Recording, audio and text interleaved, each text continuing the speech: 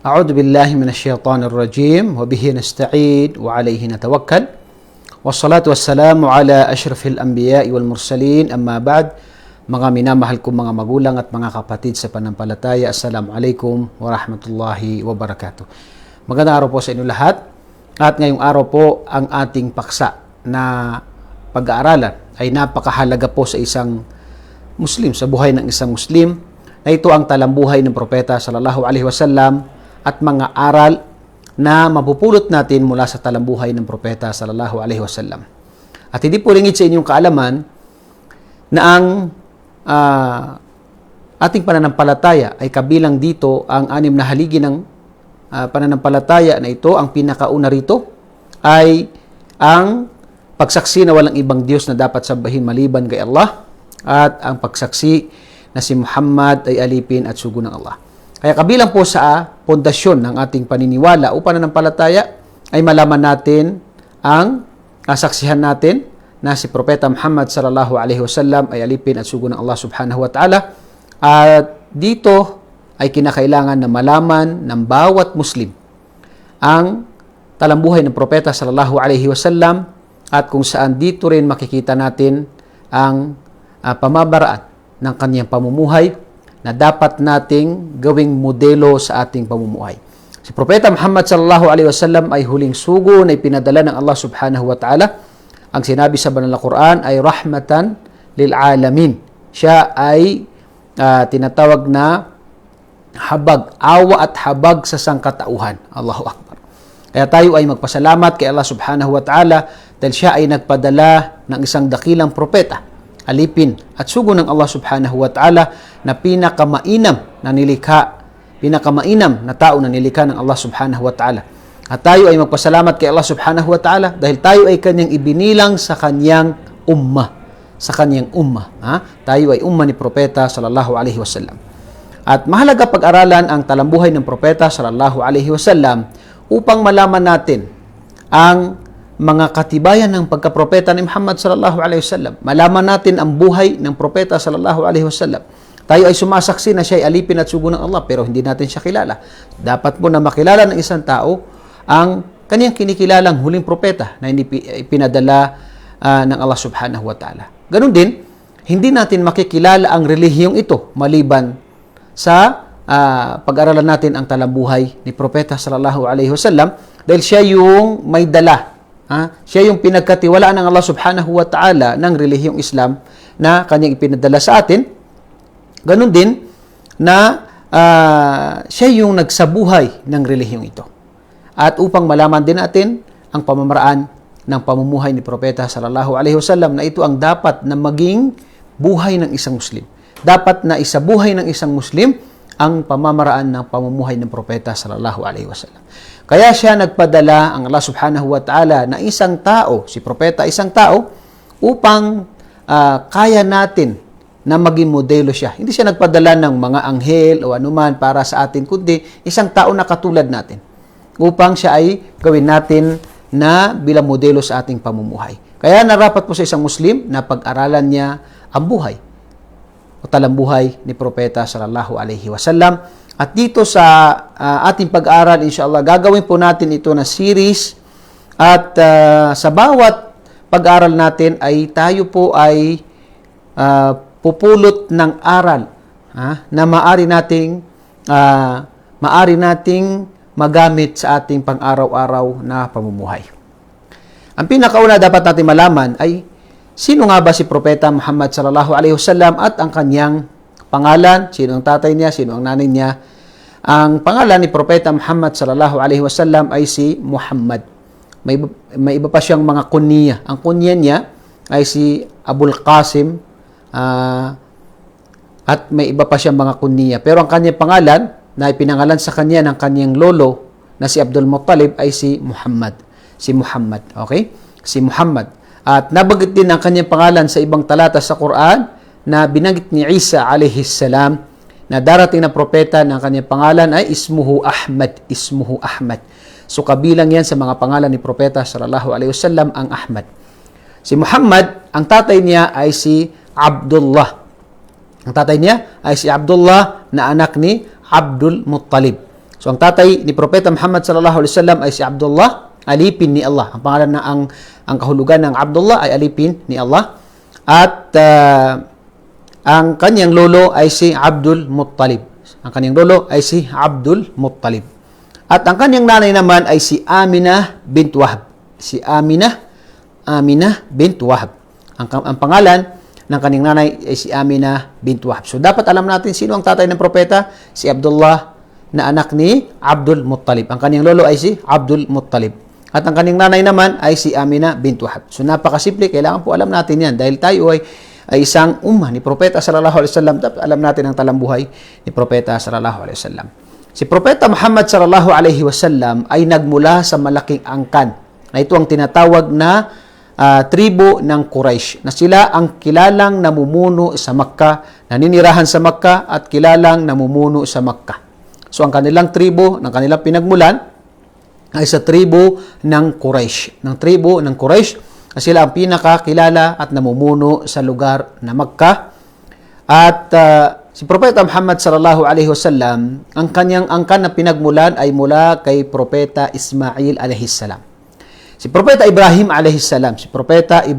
alaihi salam ay nagkaroon ng dalawang anak na nabanggit sa Quran at saka nabanggit sa Quran, na ito si Ismail na anak niya kay Hagar o si Hajar, at si Ibrahim na may anak din siya kay Sarah, na ito ay si Ishaq o si Ishaq.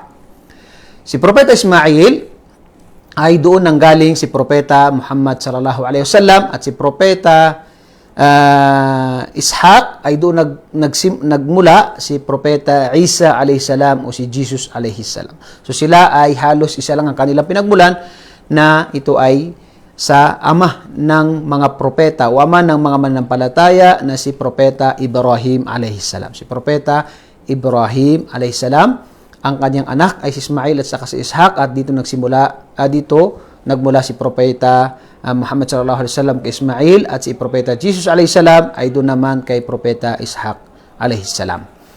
Ang mga propeta ay pinipili ng Allah subhanahu wa ta'ala mula sa mga kilala o malalaking pamilya. Bakit? Anong hikmah? Ano yung wisdom, karunungan kung bakit ang mga propeta ay pinipili ng Allah subhanahu wa ta'ala mula sa mga magagandang pamilya? Okay? Kailangan malaman natin kung anong hikmah, dahil wala pong propeta na alipin. Walang propeta na alipin. Ang hikmah ayon sa mga ulama ay upang hindi maliitin ng mga tao ang propeta na ito, at hindi nila pagtangkaan na siya ay nag-aangkin lamang ng pagkapropeta. Siya ay nag-angkin lamang ng pagkapropeta para sumikat, para sa kayamanan o para sa katungkulan. Okay? Kaya karamihan, halos lahat ng mga propeta ay mula sa mga kilalang mga pamilya, mula sa mga katamtaman ng mga pamilya. Hindi sila mga alipin. Kaya gaya po na sinabi natin, ang hangarin dito o yung tinatawag na wisdom, karunungan, isa sa nabanggit natin mga ulama ay para hindi sila maliitin, para hindi basta-bastain ng mga tao ang propeta na ipapadala ng Allah, dahil meron siyang malaking mensahe na dakilang mensahe na ito ang kaligtasan ng mga tao, na ito ang pagsamba sa nag-iisang tagapaglikha. Kaya yan ang unang mapupulot natin na aral dito, na ang Allah subhanahu wa ta'ala pumipili siya sa mga propeta niya na lahat sila ay mula sa mga katamtaman o mga malaking pamilya, para hindi sila maliitin, hindi basta-bastain ng mga tao, at ganun din na para hindi sila pagbintangan na sila ay nag-angkin lamang ng pagkapropeta para sila ay kumita, para sila ay makilala, para sila ay magkaroon ng kapangyarihan. Yan ang isa sa mga hikmah doon. Ganun pa man, ang malaking pamilya sa Islam ay hindi po makakatulong sa atin. Yan ay sinabi sa Banal Quran, sinabi ng Allah na inna akramakum indallahi atqakum. Yan sinabi ng Allah subhanahu wa ta'ala, katotohanan na ang pinakamainam sa inyo kay Allah subhanahu wa ta'ala ay silang may pagkatakot kay Allah subhanahu wa ta'ala. Okay? Yan ang isa sa mga turo ng Islam. Patungkol naman ito sa tinatawag na pagkakapantay-pantay sa Islam. Ang tinitingnan ng Allah ay ang puso ng tao. Sinabi sa hadith ay, inna Allaha la yanduru ila wujuhikum wala suwarikum, walakin Allaha yanduru ila a'malikum wa ila qulubikum wa ila a'malikum aw kama qala Nabi sallallahu alaihi wasallam. Sinabi ng propeta sallallahu alaihi wasallam na hindi titingnan ng Allah subhanahu wa ta'ala ang inyong mga larawan, ang inyong mga mukha, bagkus ang titingnan ng Allah ay ang inyong mga puso at inyong mga gawain. Okay? So dito sa Islam, makikita natin na hindi mahalaga ang ano ka man, ikaw ay mayaman, mahirap, maitim, puti, bughaw, anumang kulay mo, ano ka mang tribo, ano ka mang tinatawag na nilikha, ang mahalaga kay Allah subhanahu wa ta'ala ay ang pagkatakot kay Allah subhanahu wa ta'ala. Ano yung pagkatakot na ito? Ang sundin mo ang kanyang ipinag-utos at ipagbawal mo sa iyong sarili ang kanyang ipinagbabawal. Yan ang pagkatakot kay Allah subhanahu wa ta'ala. Kaya sinabi niya, "Inna akramakum indallahi atqakum." Ang pinakamainam sa inyo ay silang matakutin kay Allah subhanahu wa ta'ala. Hindi po ang ipinanganak na sinasabi na ako'y pinanganak na Muslim, ako'y sa tribo na ganito, ako'y balik Islam. Hindi po. Pare-parehas po yan. Si balik Islam, si Maranao, si Maguindanao, si Tausug, si Yakan, si anumang tribo. Ay ang titingnan sa atin ng Allah subhanahu wa ta'ala ay kung ano ang sino man ang matakutin sa atin kay Allah. Inna akramakum indallahi atqakum. Kaya hindi natin pwedeng pagmayabang, nasabihin natin na ako ay pinanganak na Muslim, ikaw ay balik Islam lamang, o ako ay mga tribo ko ay ganito, pamilya ko ay ganito. Si Propeta Muhammad sallallahu alaihi wasallam mismo, sinabihan niya ang kanyang tito, ang kanyang pinsan, ang kanyang anak. Ano sinabi niya? Sabi niya, na hingiin niyo kung ano ang kailangan niyo sa akin dito sa mundo. Dahil wala akong maibibigay sa inyo na tulong pagdating sa kabilang buhay. Si Propeta mismo nagsabi niya sa kanyang mga pamilya. Kaya, ang utos niya ay maniwala kayo kay Allah at kayo ay sumamba kay Allah dahil kung hindi, ay kahit anong pamilya kayo. Ang tito ng Propeta sallallahu alaihi wasallam, Tabbat yada Abi Lahab wa tab. Si Abu Lahab, anong nangyari sa kanya? Siya ay pinarusahan ng Allah subhanahu wa ta'ala. Siya ay galing sa pamilya ng Quraysh. Pero bakit? Dahil siya ay lumabag. Siya ay sumuway at hindi nagbalik loob kay Allah.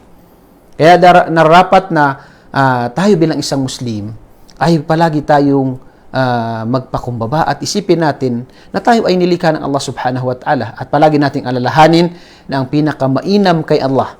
Ang pinakamainam kay Allah ay silang matakutin kay Allah subhanahu wa ta'ala. Yan ang pangalawang aral na mapupulot natin sa talambuhay ng Propeta sallallahu alaihi wasallam. Si Propeta Muhammad sallallahu alaihi wasallam ay pinanganak sa Makkah. Saan pinanganak? Sa Makkah. Ang Makkah ay napakalapit dito sa amin sa Taif, mga 110 o 20 kilometers ang layo niya sa tinatawag na Taif. Ito ang Makkah na kung saan dito tayo nagsasagawa ng Umrah at saka ng Hajj. Diyan nakalagay ang Kaaba. At si Propeta Muhammad sallallahu alaihi wasallam ay ipinanganak sa Makkah sa araw ng Lunes, Monday. Yan ay napagkasunduan ng mga ulama na ipinanganak siya sa araw ng Lunes at siya ay ipinanganak sa taon ng Elepante. Sa taon ng Elepante. Okay. Naghahati naman ng pananaw ng mga ulama kung anong buwan. Kung anong buwan. May nagsabi na Ramadan, may sabi ng may Rabi al-Awwal, pero ang pinaka naririnig natin palagi, which is may mga ulama na nagsabi ay sa Rabi al-Awwal. Pero yung exact na date niya, kung may nagsabi na pang-siyam, 12, pang-10, marami yun. Pero ang pinakasigurado ay ipinanganak siya sa araw ng Lunes at sa taon ng Elepante. At bakit tinawag na taon ng Elepante? Okay, taon ng Elepante.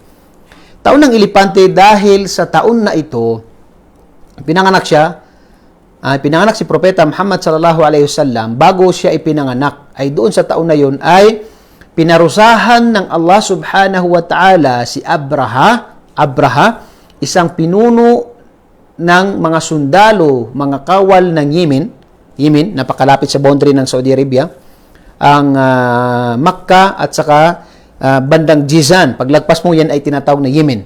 Ang Yemen ay sa panahon ng pinanganak si Propeta Muhammad sallallahu alaihi wasallam, bago pa siya pinanganak, ang naghahari diyan ay o pinuno sa Yemen sa mga doon, mga kawal doon ay si Abraha. At si Abraha ay nakita niya, napansin niya na ang Kaaba, yung Kaaba, ay dinadakila ng mga Arabo.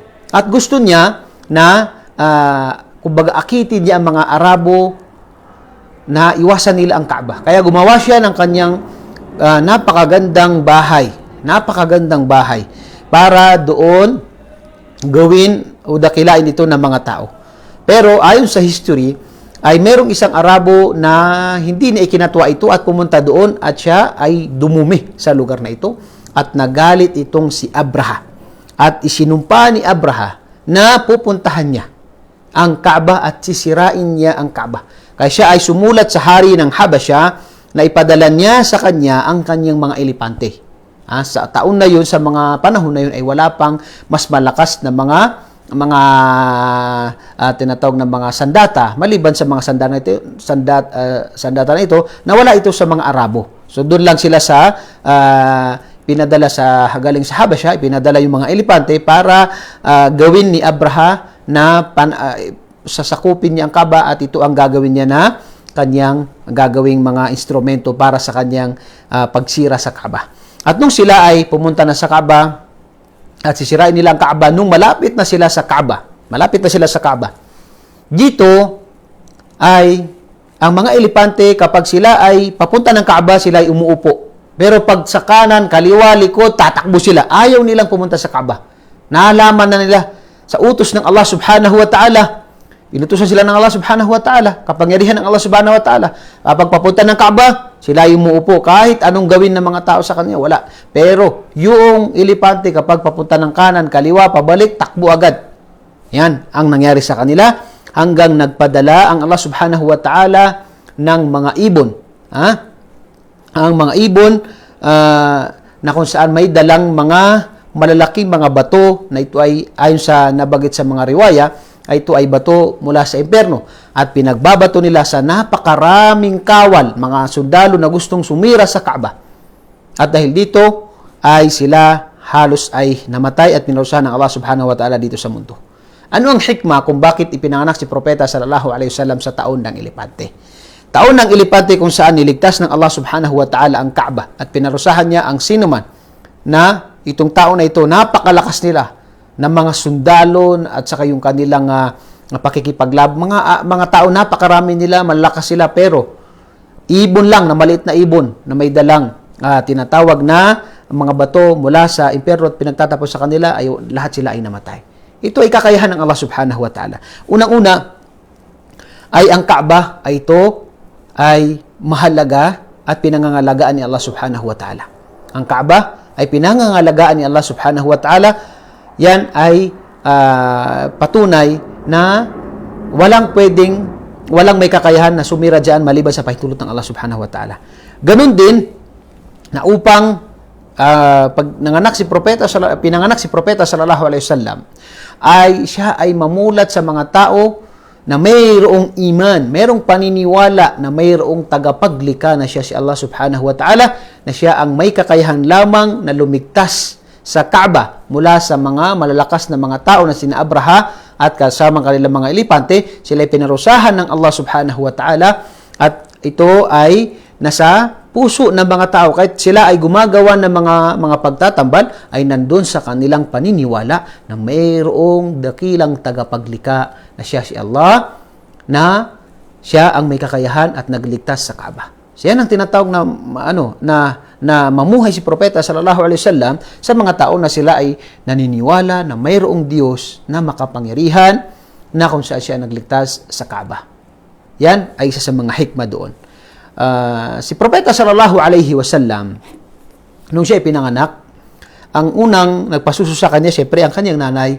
Sa pangalawang nagpasuso sa kanya, yan ang kanilang kasama sa kanilang nakasanayan, ay si Thuwaybah Maula Abi Lahab. Ito ay dating alipin ni Abu Lahab na si Thuwaybah. At isa sa mga nakasanayan ng mga taga-Makkah, especially sa mga taga-Makkah na mga Arabo, ay kanilang ipinapadala ang kanilang mga anak. Ang kanilang ipinapadala ang kanilang mga anak sa lugar na kung saan ito ay malinis, payapa, at saka lugar na malayo sa sentro. At nakasanayan nila na mayroong mga pamilya, may mga babae sila ay galing sa lugar na Taif. At sila ay bumababa sa Makkah para kumuha ng mga bata na aalagaan nila. Siyempre, kumukuha sila ng kapalit na pera o kayamanan at inaalagaan nila sa lugar na Taif. At isa sa mga hikmah, mga wisdom nila doon ay upang maging malusog ang bata sa kanyang katawan, sa kanyang paglaki, pati sa kanyang pananalita, sa kanyang pag-uugali. Dahil ang Taif ay napakagandang lugar itong pinupuntahan o lugar ng Banu Sa'd na kung saan doon sila nakatira yung mga pamilya ng mga babae na ito at doon nila inaalagaan yung bata na sila ay nagpapasuso sa mga bagong panganak na mga sanggol. At dito si Propeta Muhammad sallallahu alaihi wasallam, hinanapan siya ng kanyang lolo na si Abdul Muttalib nang kukuha sa kanya, mag-alaga sa kanya. At ang nakakuha sa kanya ay si Halima bint Abi Duhaib. Si Halima bint Abi Duhaib na mas kilala sa pangalan na si Halima As-Sa'diyah. Halima As-Sa'diyah. Si Halima As-Sa'diyah ay taga Taif na kung saan siya yung tinatawag na nakakuha ay Propeta sallallahu alaihi wasallam. Sa una ayaw niyang kunin pero dahil uuwi sila na wala silang makukuhang bata, ay tinanggap nila si Propeta Muhammad sallallahu alaihi wasallam. At kabilang sa mga miracles, mga himala, dun pa lang sa pagbalik nila, ay mayroong sasakyan si Halima As-Sa'diyah at ang kanyang asawa na isang donkey, isang donkey na napakahina. Pero noong si Propeta sallallahu alaihi wasallam ay sanggol pa na kunin ni Halima As-Sa'diyah at dalhin niya, ay doon ay naging, subhanallah, naging malusog. Naging malusog ang donkey na yun at siya ay naunang naglakad pa at naiwan niya ang ibang mga kasama nila na naglalakbay. Nabigla ang kanyang mga kasamahan at ito ay tinanong nila, di ba yan yung dati na napakahina? Subhanallah. Pero sinabi ni Halima As-Sa'diyah, tama, yan ay napakahina. Pero simula nung makuha ko itong sanggol na ito, ay naging malakas. Subhanallah, ang donkey na ito nung sila ay pauwi, papunta ng Taif. At kasama sa mga himala na dumaan kay Propeta sallallahu alaihi wasallam noong siya ay nandoon na sa Taif.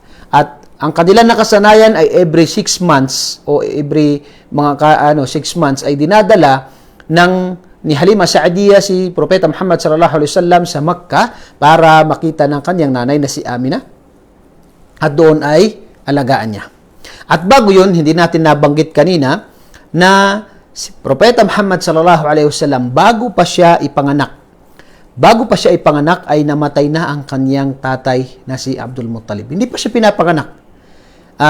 Buntis pa lang si Amina ay namatay na ang kanyang tatay na si Abdullah, na sa ibang riwaya ay siya ay naglakbay papunta ng Sham at nung siya ay pabalik na ay siya ay inabutan ng kamatayan at nilibing malapit sa Madina. Yan ay isa sa mga pagsubok na dumating kay Propeta Muhammad sallallahu alaihi wasallam na hindi niya nakita ang kanyang tatay. Siya ay pinagbubutis pa lang, namatay ng kanyang tatay. At dito naman tayo sa pamumuhay ni Propeta sallallahu alaihi wasallam sa Banu Sa'd. Kasama niya si Halima As-Sa'diyah at ang anak ni Halima As-Sa'diyah at mga tao sa Banu Sa'd. Nung sila ay nanatili doon, kabilang sa mga nabanggit ni Halima As-Sa'diyah na mga biyaya na dumating sa kanila, ay naging mabiyaya ang kanilang pamumuhay. Yung kanilang mga pananim ay naging dumami at ito ay naging mabiyaya. Subhanallah.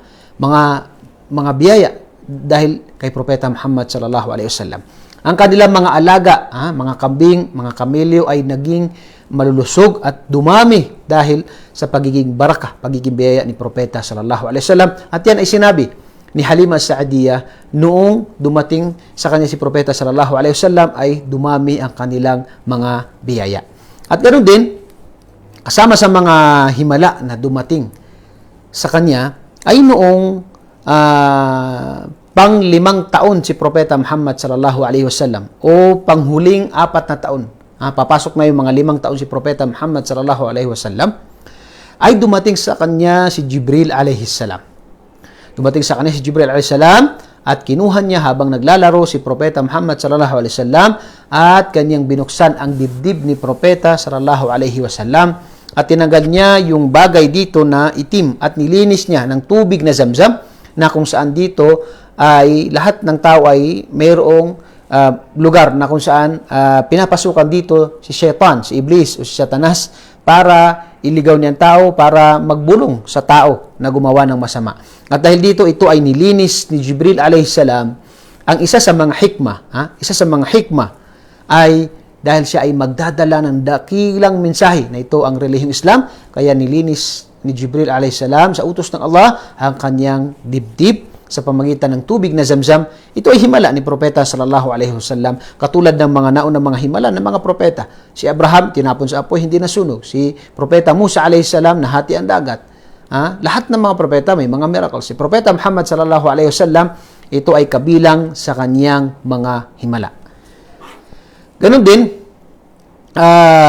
ang aral na mapupulot natin dito ay ang pagiging biyaya ni Propeta sallallahu alaihi wasallam. Si Propeta Muhammad sallallahu alaihi wasallam ay isang tao na katulad natin. Ngunit dahil siya ay mahal ng Allah subhanahu wa ta'ala, siya ay pinili ng Allah subhanahu wa ta'ala na magiging propeta, ay pinangalagaan siya ng Allah, at ganun din na siya ay mabiyaya. Ito ay sa pamagitan ng kapangyarihan ng Allah subhanahu wa ta'ala. Ang pagkakaroon ng biyaya ay ito ay sa pamamagitan ng kapangyarihan ni Allah subhanahu wa ta'ala. Walang ninuman sa atin ang may kakayahan na gawin niya maging mabiyaya ang kanyang sarili na maliban sa pahintulot ng Allah. Maliban sa pahintulot ng Allah. Ay itong mga biyaya na dumating kay Propeta sallallahu alaihi wasallam, tulad ng pagdami ng mga pananim, pagdami ng naging malusog ang kanilang mga halaman, yung kanilang mga hayop, at iba pang naging mabiyaya kay Halima as-Sa'diyah. Ito ay sa pamagitan ng kapangyarihan ng Allah subhanahu wa ta'ala at hindi sa pamagitan ng kapangyarihan ni Propeta Muhammad. Walang kapangyarihan si Propeta Muhammad sallallahu alaihi wasallam at lahat ng tao, maliban lamang ito sa ibibigay ng Allah subhanahu wa ta'ala na biyaya sa isang tao. Okay. Kabilang din sa aral na mapupulot natin dito ay siya ay kabilang sa kanyang mga himala, gaya nabanggit natin, ay ang paghati sa dibdib niya, dahil siya ay magdadala ng napakadakilang mensahe na ito ang relihiyong Islam. Dadaan siya sa maraming mga pagsubok. Subhanallah. Kaya pinangalagaan na siya ng Allah subhanahu wa ta'ala, at dito pa lang ay tinanggal na yung tinatawag na yung itim na bagay sa kanyang puso, dahil sa siya ay magdadala ng napakadakilang mensahe. Dito pa lang, bago pa lang siya pinanganak, ay namatay ng kanyang tatay. At dahil dito sa pangyayaring ito, si Halima Sa'diyah, inuwi niya si Propeta Muhammad sallallahu alaihi wasallam sa kanyang nanay sa Makkah, dahil natakot siya na baka mayroong mangyari kay Propeta Muhammad sallallahu alaihi wasallam. At pagkatapos noong dumating ang edad ni Propeta sallallahu alaihi wasallam ng 6 na taon, 6 years old, ay namatay ang kanyang nanay na si Aminah. Namatay ang kanyang nanay dahil gusto niya bisitahin ang kanyang libingan ng kanyang asawa at kamag-anak sa Madina, at nung siya ay pabalik ay namatay siya at nilibing siya sa tinatawag na abwa sa pagitan ng Makkah at saka sa Madina, na kung saan isa ito sa mga pagsubok na naman na dumating kay Propeta sallallahu alaihi wasallam, na 6 na taon siya, namatay ang kanyang nanay. At siya pinangalagaan ng kanyang lolo. Kinupkup siya at inalagaan siya ng kanyang lolo, at noong dumating sa edad na 8 taon si Propeta Muhammad sallallahu alaihi wasallam, ay siya ay namatay na naman ang kanyang lolo na si Abdul Muttalib. Namatay na naman ang kanyang lolo na si Abdul Muttalib. So dito, subhanallah, isa ito sa mga pagsubok sa tao. Maaring mawalan tayo ng mahal sa buhay. Maaring nanay, tatay, maaring asawa, maaring anak. So, Propeta Muhammad sallallahu alaihi wasallam, tao lang din na katulad natin. Bago pa siya pinanganak, namatay na ang kanyang tatay. 6 na taon, namatay ang kanyang nanay. 8 taon, namatay ang kanyang lolo. So ito ay pagsubok sa isang tao. Ngunit hindi ibig sabihin na kapag tayo ay sinubukan ng Allah, ay tayo ay hindi mahal ng Allah. O kaya ay tayo ay mawawalan ng pag-asa. Bagkus may mga bagay na ito ay mga pagsubok sa atin ng Allah upang tayo ay maging matatag. At nabanggit sa hadith ni Propeta sallallahu alaihi wasallam na ito ay payo sa lahat ng may mga pagsubok sa buhay. Dito pa lang si Propeta, makikita natin yung sinabi ni Propeta sallallahu alaihi wasallam sa kanyang hadith, na kung saan kanyang sinabi na kahit yung isang tinik lamang, yung isang tinik lamang na dumikit sa kanya, dumikit sa isang tao, ay papatawarin sa kanya ng Allah subhanahu wa ta'ala ang kanyang mga kasalanan. Kung ito ay tayo ay magtiis kay Allah, kung tayo ay may mga dumating sa atin ng mga pagsubok, tayo ay magtiis at magsabi tayo ng alhamdulillah. Alhamdulillah. Sinabi sa hadith ni Propeta sallallahu alaihi wasallam, nakakapagtaka ang buhay ng isang mananampalataya kapag may dumating sa kanya ang kabutihan, sasabihin niya alhamdulillah. Pasasalamat kay Allah subhanahu wa ta'ala. At kapag may dumating sa kanya na mga pagsubok, magsabi siya ng alhamdulillah. Dahil yan ay kagustuhan ng Allah subhanahu wa ta'ala. At yan ay makikita mo lamang sa isang mananampalataya. Kapag tayo ay minahal, sinabi ng Propeta sallallahu alaihi wasallam, kapag ikaw ay minahal ng Allah subhanahu wa ta'ala, ikaw ay kanyang susubukan. Kaya narapat lamang sa isang mananampalataya na tayo ay palaging magtiis para kay Allah subhanahu wa ta'ala at ganun din na tanggapin natin kung ano ang nakatadhana sa atin. Sinabi ng Allah sa banal na Quran na may mga bagay, asa an takrahu shay'an wa huwa khairul lakum. May mga bagay na ang akala nyo ito ay makakasama sa inyo, pero ito pala ay makakabuti sa inyo. Tanggapin natin ang plano ng Allah subhanahu wa ta'ala dahil ang qadar o tadhana ng Allah ay mas mainam kaysa kagustuhan natin. So dito po, hanggang dito lamang po ang ating pag-aral sa araw na ito. Inshallah, biidillah, sisikapin natin na ito ay matapos natin hanggang yung series na ito, gagawin natin series hanggang matapos tayo sa talambuhay ng Propeta sallallahu alaihi wasallam at ganoon din na tayo ay magpupulot